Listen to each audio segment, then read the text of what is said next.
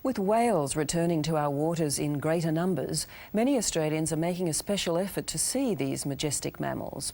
Most whale tourists head for the east coast, but if you're prepared to drive a fair way, there's a much better place.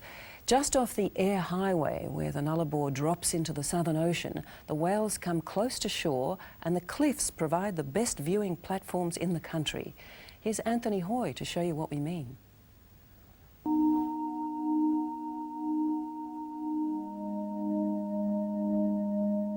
After thousands of kilometres of desert and scrub, Australia comes to an abrupt and spectacular halt at the Bunda Cliffs as the Nullarbor Plain becomes the Great Australian Bight.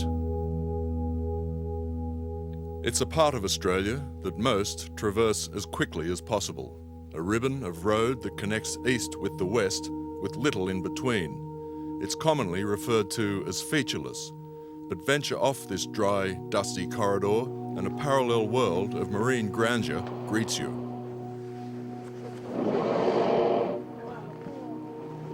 Absolute magic. It's just too hard to believe, you know, such great beauty in Australia we've got. And we take too much for granted, I think. Bernard Binns is a tourist who's taken the time to stop and investigate what lies off the air highway. Like most Australians, he had no idea that here, at what is known as the head of the Bight, is probably one of the world's foremost viewing platforms for the endangered southern right whale. Well, last year they had 120 come in, so they expect between 60 and 80 come in, and they come in to calve, mate and just socialise. I think one of the great things about southern right whales and whale watching is that it is possible to get a fantastic view of the animals from shore, and the viewing platform at the head of the bight gives people a great vantage point to watch the whales. They can spend as long as they like and they can know that they're standing there watching the animals doing what they would normally be doing and they're not being influenced by human activity.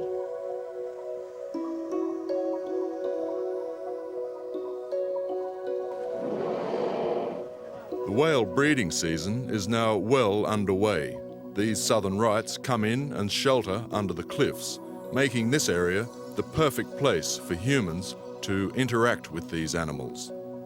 So southern right whales start to aggregate at the head of the bight reliably by June. Sometimes there are even whales there in May. And the numbers build up to a peak in about mid-August. They drop off then towards September, and the females with calves of that year are staying into late October and early November before they depart to head south again. Southern right whales are long-lived animals and they reproduce quite slowly, just one calf every 3 years.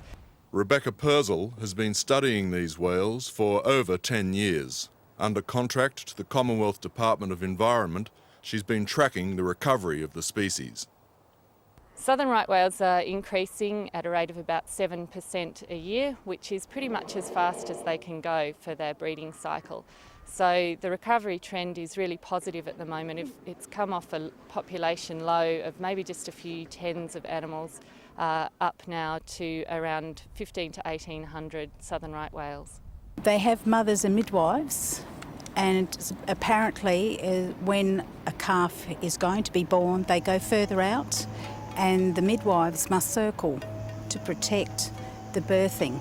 And then the mother eventually brings her calf back in and she teaches it to come up and breathe, and that calf will stay very, very close to its mother for the first week, and she protects it by keeping it to her side. They're protective of the calves, and we have observed sharks approaching females with calves. The females in that situation turn a really tight circle around the calf and use their tail, moving it quickly as a defensive weapon against the sharks.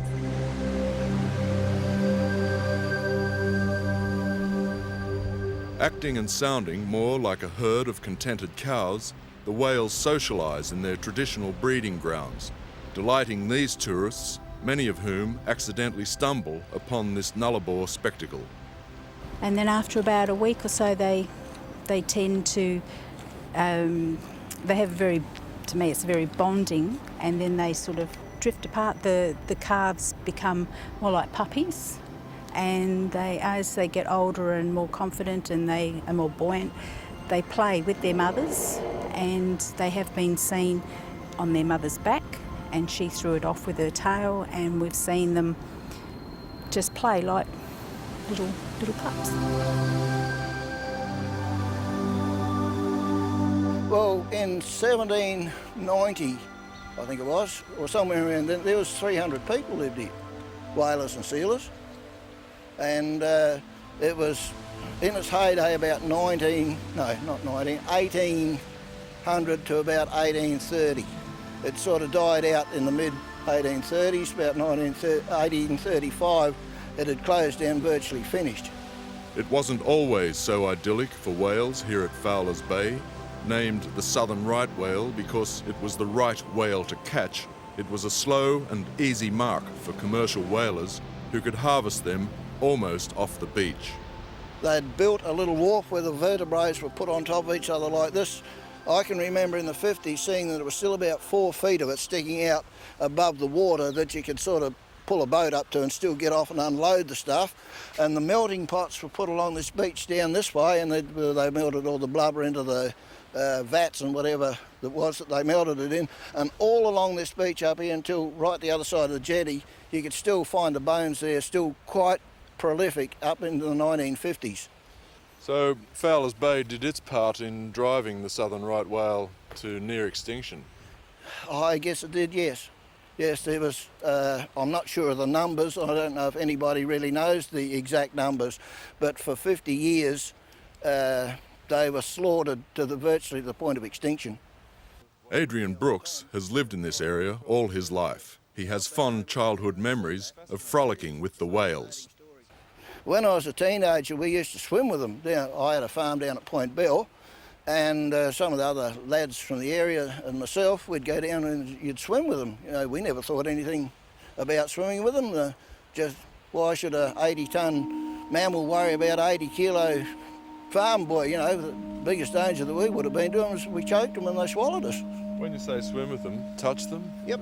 Yeah, they don't take any notice of you whatsoever. You know, we used to get up and climb onto their backs and hold onto their fins, and they never hurt us. They're very gentle, and, well, we never thought anything about it those days. It was just the thing to do.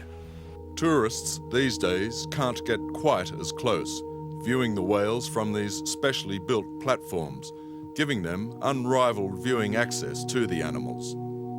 Well, they're certainly aware of humans there. They can see you and they can see movement, because at different times up there, you know, you can walk down the cliff and you can actually see the whale's eye following you, and they will swim down to where you are and come back. So yes, they can definitely sense movement. If I don't know what they can see like, but they can certainly sense that people are there. And you saw the whales here on the Nullarbor? Ah, yeah. What did you think? What did you think of the whales at the Bight? Beautiful? Yeah, beautiful. Yeah? Yeah. The Nullarbor throws up bizarre coincidences. This extreme Japanese tourist adventurer, walking from Port Augusta to Perth, had his own view of Japan's scientific whaling program. Even though Manabu Otsuki professed to have been smitten by the Nullabor's whales, he was ambivalent towards the Japanese scientific whaling endeavours. In Japan, Yes. expensive to buy whale? How much a kilogram? Maybe 1 kilogram. Maybe 1 kilogram is $50 or over. Uh-huh. Yeah, maybe. And nice? Tasty? Yes, nice. Right. Tastes like what? Tastes like Tastes like chicken? where? Tastes like what?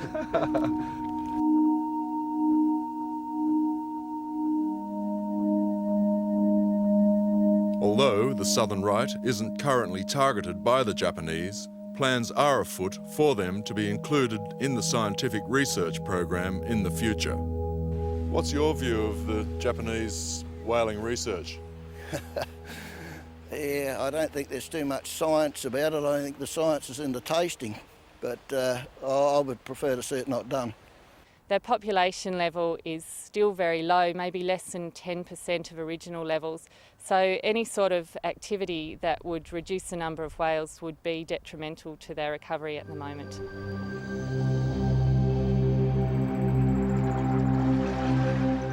All around Australia, whales are starting to come back to their natural habitats, returning to our harbours and rivers to the delight of all that see them. But for sheer abundance and close proximity to whales, it's impossible to beat the Nullarbor and the head of the Great Australian Bight. You know, you got the cliffs, you got the beach, everything there is pristine, and the whales are coming in. You know, some years they have up to 100, 120 odd whales there. And that's a vast increase from what was back even 50 years ago. And they are so easy to see. It's, you know, they're at the edge of the cliff, you can sort of look down between your feet, there they are, you can almost feel that you touch them. And there's not many other places that you can see them with the availability of what is in the whale centre. Anthony Hoy there bringing us those unforgettable pictures. Our profile of Nolene Brown is next when we come back. You may not have gone to university, but you mixed with the intelligentsia. Good cleavage will get you anywhere. I never thought of that one.